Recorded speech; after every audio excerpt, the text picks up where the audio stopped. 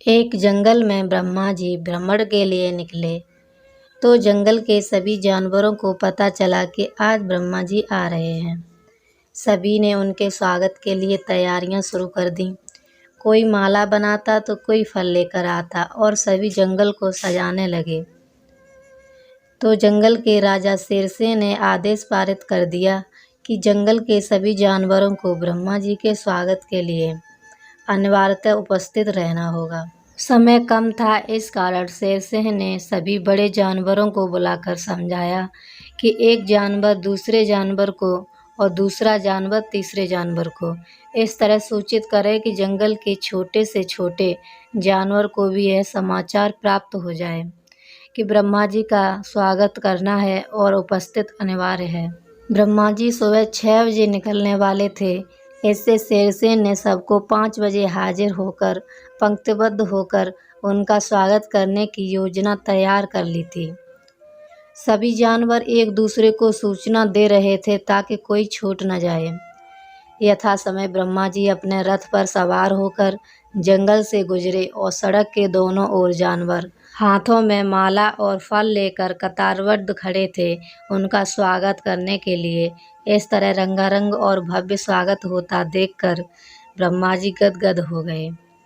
जंगल में मंगल ही मंगल हो रहा था। उन्हें फूलों की मालाओं से लाद दिया गया था।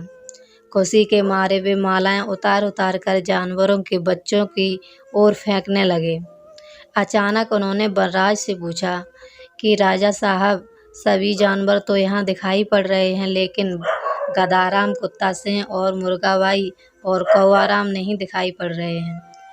शेरसिंह ने देखा कि मुर्गा और कौवा कुत्ता गधा सच में गायब थे। ब्रह्मा जी ने इसे अपना अपमान समझा और जोर से दहाड़ने लगे कि तुरंत चारों को मेरे सामने हाजिर किया जाए। डर के मारे शेरसिंह की घिघी बंध गई।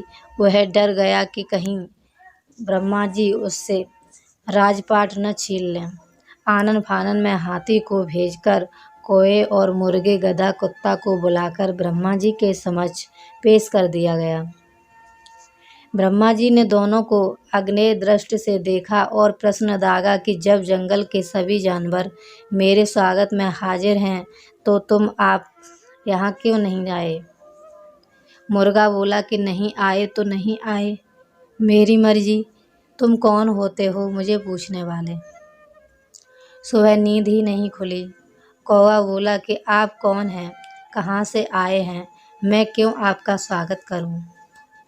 इतना अपमान सुन ब्रह्मा जी का भेजा खराब हो गया तथा एक मंत्र फूंका और कौवाराम जी को और मुर्गाबाई जहाँ खड़े थे वहीं खड़े रह गए।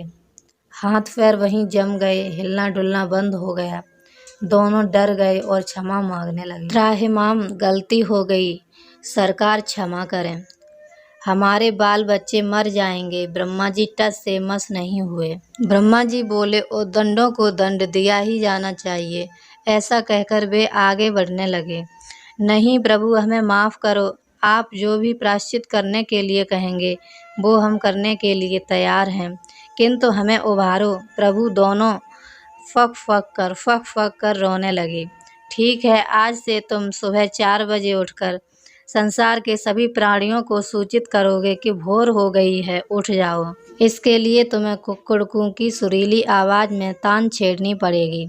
इतना बड़ा दंड? मुर्गे ने आंसू बहाते हुए पूछा। नहीं, यह बड़ा दंड नहीं है। लोग तुम्हारी प्रशंसा करेंगे, स्कूलों में भी तुम्हारे चर्चे होंगे, किताबों में तुम्हारे गीत गाए जाएंगे। मुर्गा बोला, हुआ सवेरा, अब तो आंखें खोलो।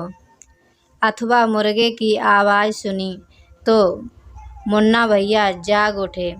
जैसे मीठे गीत बच्चे बड़े मज़े से गाएंगे। जो आज्ञा भगवान। मुर्गे की आंखें आंसू से भर आईं।